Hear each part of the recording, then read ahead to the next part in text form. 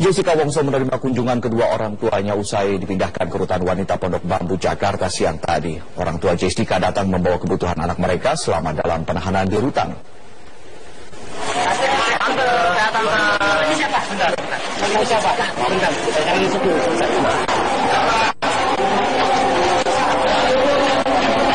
Orang tua Jessica, Imelda Wongso, tiba di rutan kelas 2A Pondok Bambu Jumat sore. Imelda datang dengan membawa sejumlah bingkisan dan hanya ditemani supir pribadi. Imelda sempat ditolak masuk oleh penjaga rutan lantaran belum mendapatkan izin dan kedatangannya melewati jam besuk. Namun Imelda akhirnya diizinkan karena hanya akan mengantarkan bingkisan. Ketika dikonfirmasi wartawan terkait kedatangannya ke rutan, Imelda enggan berkomentar dan hanya tertunduk.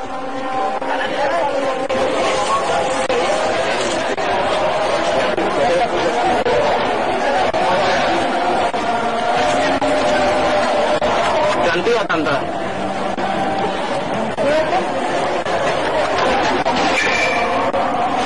Apa ya, jangan dulu lagi sebentar ya. Manggilin ya sebentar bisa lagi naik kunjungan.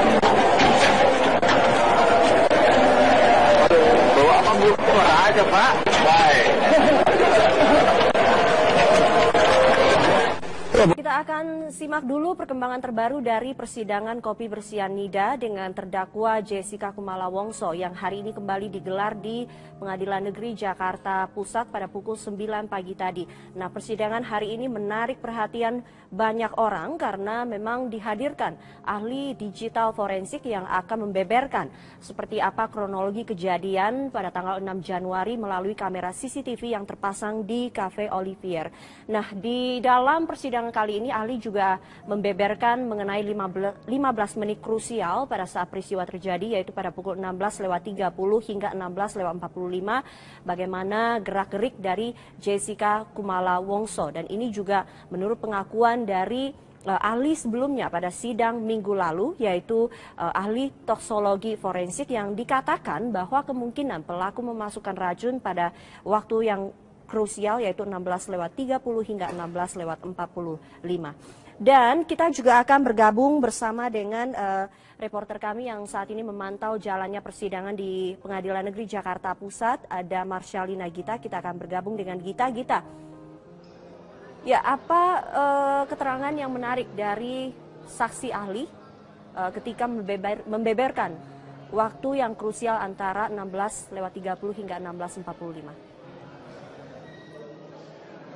Iya, banyak sekali keterangan menarik yang tentunya ini juga menarik perhatian, baik itu dari majelis hakim, jaksa penuntut umum, kuasa hukum Jessica, bahkan juga keluarga dari Mirna yang hadir dalam persidangan. Ada beberapa fakta tadi yang disampaikan oleh saksi ahli digital forensik, mulai dari pukul ini yang paling krusial adalah pada pukul 16.30 hingga pukul 17.22. Tadi disampaikan oleh saksi ahli digital forensik bahwa dalam rentan waktu antara 16.30 hingga 17.22 es kopi Vietnam ini dalam penguasaan Jessica Kumala Wongso. Mengapa dikatakan sebagai waktu atau penguasaan dari Jessica Kumala Wongso? Karena pada pukul tersebut tidak ada orang lain lagi yang berada di meja nomor 54, tempatnya meja yang diduduki oleh Jessica Kumala Wongso. Beberapa kejanggalan tadi cukup menarik perhatian pada saat disampaikan oleh saksi ahli digital forensik yang menyatakan bahwa pada saat Jessica Kumala Wongso duduk, sebelumnya Jessica Kumala Wongso ini duduk berada di ujung sofa. Namun kemudian ia berpindah ke arah tengah sofa dan ini berarti posisinya sejajar dengan pohon dan CCTV. Ini mengapa akhirnya sulit sekali untuk melihat secara jelas, secara clear jika Jessica Kumala Wongso melakukan sesuatu atau menaruh sesuatu ke dalam es kopi Vietnam yang kemudian akhirnya diminum oleh Iwayan Mirna Salihin. Berikut kita akan simak cuplikan dari persidangan dan juga pernyataan yang diberikan oleh saksi ahli digital forensik. Lek ke kiri, terus sambil jalan terlalu besar, agak mundur ya. Terus jalanin, menoleh ke kanan, jalanin lagi. Menoleh ke kiri lagi, pegang rambut sambil menoleh ke kiri. Menoleh ke kiri, sih. Kedelat lagi, menoleh ke kanan, terus lagi jalanin terus. menoleh ke kiri lagi. Ada beberapa kegiatan menoleh ke kanan ke kiri, tidak hanya sekali. Itu pada pukul 16.32.31. Iya. Coba lihat tangannya tuh. Itu apa itu? Pada pukul 16.13 terdakwa memindahkan gelas kopi ke ujung meja. Iya. Pada pukul 16.13 Ya, memindahkan gelas kopi yang tadi ada di depan dia, dipindahkan ke ujung jauh. Oh. Jadi kan dia Di duduk tengah. di dekat di sini, di Coba dekatnya praktekkan. paper bag. Tadinya kopi di mana? Tadi kopi di sini, ini kopi Ya. yang tadi dihidangkan di dekat dia. Ya. 16.13 dipindahkan ke sini yang mulia. Diletakkan. Coba Ya. ulangi Ulangi. gerakannya. Pada pukul 16.13. Ya, itu dia, kita lihat sama-sama kopi. Iya. Ya, kopi dipindahkan ke ujung, yang mana pada saat itu masih terhalang sama paper bag yang satu, yang di jauh, Yang satu. yang digeser di awal. Yang paling pinggir. Iya, betul sekali. Itu gelas kopi yang dipindahkan, yang nanti kalau kita lihat rekamannya, yang gelas itulah posisi yang sama diminum sama korban. Keterangan yang diberikan saksi ahli digital forensik ini begitu menguatkan sekali dan ini cenderung lebih mendorong jika Jessica Kumala Wongso bersalah atas kasus ini. Karena jika tadi kita melihat dalam rekaman CCTV, kemudian juga yang disampaikan oleh pernyataan dari saksi ahli digital forensik, saya akan mengilustrasikan khususnya ada 3 hal yang begitu janggal sekali. Pertama, ini terkait dengan Jessica Kumala Wongso yang berpindah duduk dari yang sebelumnya di ujung kemudian di tengah dan ini menghalangi CCTV untuk melihat secara clear. Kemudian yang kedua yang janggal adalah bahwa paper bag atau tas bawaan yang dibawa oleh Jessica Kumala Wongso ini diatur sedemikian rupa di dalam meja sehingga ini bisa menghalangi atau menutupi 2 gelas koktail dan 1 gelas es kopi Vietnam. Dan yang ketiga yang paling janggal adalah pada saat Jessica Kumala Wongso melakukan pergerakan tangan dari tas, walaupun ini tidak terlihat secara kasat mata apa sebenarnya yang dilakukan, namun pada saat ia sudah membawa sesuatu dari tasnya, dia mengambil sesuatu dari tasnya, kemudian ia seperti melakukan atau meletakkan sesuatu dalam es kopi Vietnam dan es kopi Vietnam tersebut dipindahkan dari yang awalnya di depan Jessica Kumala Wongso, ia pindahkan ke meja tengah atau khususnya di sebelah tengah yang akhirnya ini diduduki oleh Iwayan Mirna Salihin dan kemudian Iwayan Mirna Salihin ini meminum es kopi Vietnam dan terjadilah kejadian Iwayan Mirna Salihin tewas setelah meminum es kopi Vietnam. Ini beberapa fakta-fakta yang tadi disampaikan karena menariknya bahwa saksi ahli digital forensik ini bukan hanya menjelaskan secara frame per frame atau video per video, namun ia menjelaskan secara pixel, secara di zoom, kemudian dijelaskan kembali karena kalau secara kasat mata kita tidak bisa melihat dengan clear, maka dari itu di zoom kembali dengan menggunakan pixel dan setelah itu baru diberikan keterangan lebih lanjut oleh saksi ahli digital forensik. Sumi. Ya Gita, apakah ada perbedaan keterangan dari saksi hari ini dengan pengakuan dari Jessica pada persidangan sebelumnya?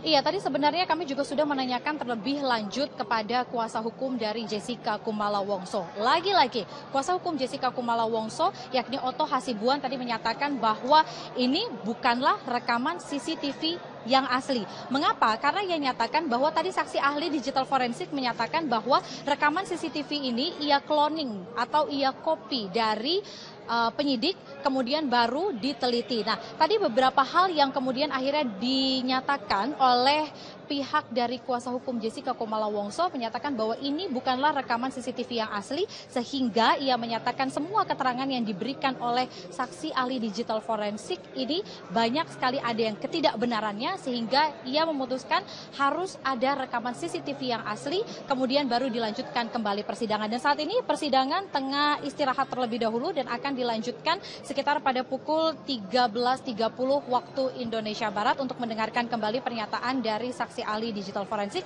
dan juga saksi ahli forensik yang akan dihadirkan oleh jaksa penuntut umum. Terima kasih Shalina Gita untuk Sumi. informasinya langsung dari Pengadilan Negeri Jakarta Pusat. Dan Hakim Pengadilan Negeri Jakarta Pusat Binsar Gultom dilaporkan ke Komisi Yudisial. Binsar dinilai telah melanggar etik dan melakukan intervensi dalam sidang kasus pembunuhan Wayan Mirna Salihin.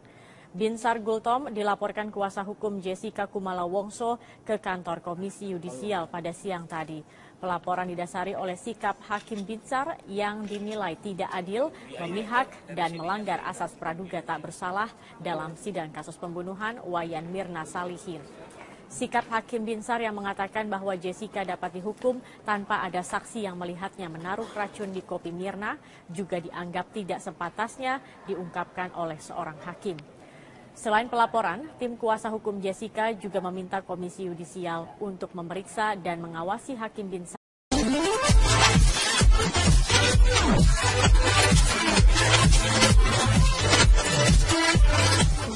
Jessica Wongso menerima kunjungan kedua orang tuanya usai dipindahkan ke rutan wanita Pondok Bambu, Jakarta siang tadi. Orang tua Jessica datang membawa kebutuhan anak mereka selama dalam penahanan di rutan.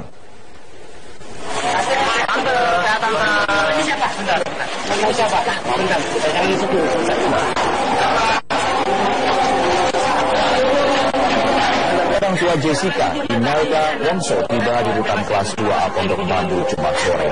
Imelda datang dengan membawa sejumlah bingkisan dan akan ditemani supir pribadi. Imelda sempat ditolak masuk oleh penjaga rutan lantaran belum mendapatkan izin dan kedatangannya melewati jam besuk. Namun Imelda akhirnya diizinkan karena hanya akan mengantarkan bingkisan. Ketika dikonfirmasi wartawan terkait kedatangannya ke rutan, Imelda enggan berkomentar dan hanya tertunduk.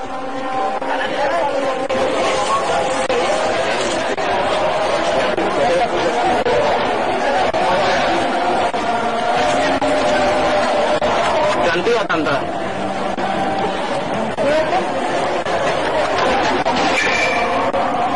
Maaf ya, jangan dulu lagi sebentar ya. Panggilin. Ya sebentar bisa lagi kunjungan. Bawa apa buku aja Pak. Baik. Kita akan simak dulu perkembangan terbaru dari persidangan kopi bersianida dengan terdakwa Jessica Kumala Wongso yang hari ini kembali digelar di Pengadilan Negeri Jakarta Pusat pada pukul 9 pagi tadi. Nah, persidangan hari ini menarik perhatian banyak orang karena memang dihadirkan ahli digital forensik yang akan membeberkan seperti apa kronologi kejadian pada tanggal 6 Januari melalui kamera CCTV yang terpasang di Cafe Olivier. Nah, di dalam persidangan kali ini ahli juga membeberkan mengenai 15 menit krusial pada saat peristiwa terjadi, yaitu pada pukul 16.30 hingga 16.45 bagaimana gerak-gerik dari Jessica Kumala Wongso. Dan ini juga menurut pengakuan dari ahli sebelumnya pada sidang minggu lalu, yaitu ahli toksologi forensik yang dikatakan bahwa kemungkinan pelaku memasukkan racun pada waktu yang krusial, yaitu 16.30 hingga 16.45. Dan kita juga akan bergabung bersama dengan reporter kami yang saat ini memantau jalannya persidangan di Pengadilan Negeri Jakarta Pusat, ada Marsyalina Gita. Kita akan bergabung dengan Gita. Ya, apa keterangan yang menarik dari saksi ahli ketika membeberkan waktu yang krusial antara 16.30 hingga 16.45? Iya, banyak sekali keterangan menarik yang tentunya ini juga menarik perhatian, baik itu dari majelis hakim, jaksa penuntut umum, kuasa hukum Jessica, bahkan juga keluarga dari Mirna yang hadir dalam persidangan. Ada beberapa fakta tadi yang disampaikan oleh saksi ahli digital forensik, mulai dari pukul ini yang paling krusial adalah pada pukul 16.30 hingga pukul 17.22. Tadi disampaikan oleh saksi ahli digital forensik bahwa dalam rentan waktu antara 16.30 hingga 17.22 es kopi Vietnam ini dalam penguasaan Jessica Kumala Wongso. Mengapa dikatakan sebagai waktu atau penguasaan dari Jessica Kumala Wongso karena pada pukul tersebut tidak ada orang lain lagi yang berada di meja nomor 54 tempatnya meja yang diduduki oleh Jessica Kumala Wongso. Beberapa kejanggalan tadi cukup menarik perhatian pada saat disampaikan oleh saksi ahli digital forensik yang menyatakan bahwa pada saat Jessica Kumala Wongso duduk, sebelumnya Jessica Kumala Wongso ini duduk berada di ujung sofa. Namun kemudian ia berpindah ke arah tengah sofa dan ini berarti posisinya sejajar dengan pohon dan CCTV. Ini mengapa akhirnya sulit sekali untuk melihat secara jelas, secara clear jika Jessica Kumala Wongso melakukan sesuatu atau menaruh sesuatu ke dalam es kopi Vietnam yang kemudian akhirnya diminum oleh Iwayan Mirna Salihin. Berikut kita akan simak cuplikan dari persidangan dan juga pernyataan yang diberikan oleh saksi ahli digital forensik. Ke kiri, terus sambil jalan terlalu besar, agak mundur ya. Terus jalanin, menoleh ke kanan, jalanin lagi. Menoleh ke kiri lagi, pegang rambut sambil menoleh ke kiri, menoleh ke kiri, kedelat lagi, menoleh ke kanan, terus lagi jalanin terus, menoleh ke kiri lagi. Ada beberapa kegiatan menoleh ke kanan ke kiri, tidak hanya sekali. Itu pada pukul 16.32.31. Iya. Coba lihat tangannya tuh, itu apa itu? Pada pukul 16.13 terdakwa memindahkan gelas kopi ke ujung meja. Iya. Pada pukul 16.13 ya, memindahkan gelas kopi yang tadi ada di depan dia, dipindahkan ke ujung jauh. Oh. Jadi kan dia di duduk tengah. di dekat di sini, di Coba dekatnya paperback. Tadinya kopi di mana? Tadi kopi di sini. Ini kopi Ya. yang tadi dihidangkan di dekat dia. Ya. 16.13 dipindahkan ke sini yang mulia. Diletakkan. Coba Ya. ulangi Ulangi. gerakannya. Pada pukul 16.13. Ya, itu dia, kita lihat sama-sama. Kopi. Iya. Ya. Kopi dipindahkan ke ujung, yang mana pada saat itu masih terhalang sama paperback yang satu. Oh, yang di jauh. Yang satu. Yang digeser di awal. Yang paling pinggir. Iya, betul sekali. Itu gelas kopi yang dipindahkan, yang nanti kalau kita lihat rekamannya, yang gelas itulah posisi yang sama diminum sama korban. Keterangan yang diberikan saksi ahli digital forensik ini begitu menguatkan sekali dan ini cenderung lebih mendorong jika Jessica Kumala Wongso bersalah atas kasus ini. Karena jika tadi kita melihat dalam rekaman CCTV, kemudian juga yang disampaikan oleh pernyataan dari saksi ahli digital forensik, saya akan mengilustrasikan khususnya ada 3 hal yang begitu janggal sekali. Pertama, ini terkait dengan Jessica Kumala Wongso yang berpindah duduk dari yang sebelumnya di ujung kemudian di tengah dan ini menghalangi CCTV untuk melihat secara clear.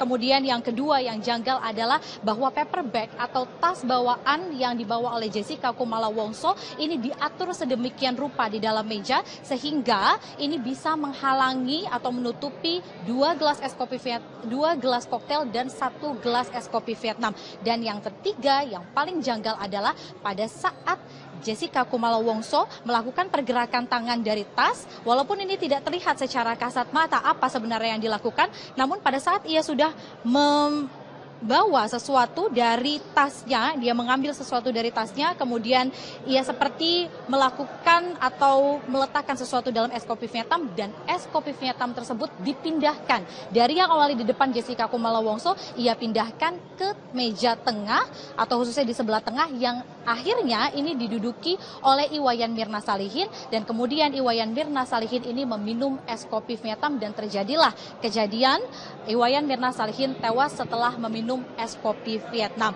Ini beberapa fakta-fakta yang tadi disampaikan karena menariknya bahwa saksi ahli digital forensik ini bukan hanya menjelaskan secara frame per frame atau video per video, namun ia menjelaskan secara pixel, secara di zoom, kemudian dijelaskan kembali karena kalau secara kasat mata kita tidak bisa melihat dengan clear, maka dari itu di zoom kembali dengan menggunakan pixel dan setelah itu baru diberikan keterangan lebih lanjut oleh saksi ahli digital forensik. Sumi. Ya Gita, apakah ada perbedaan keterangan dari saksi hari ini dengan pengakuan dari Jessica pada persidangan sebelumnya? Iya, tadi sebenarnya kami juga sudah menanyakan terlebih lanjut kepada kuasa hukum dari Jessica Kumala Wongso. Lagi-lagi, kuasa hukum Jessica Kumala Wongso, yakni Otto Hasibuan tadi menyatakan bahwa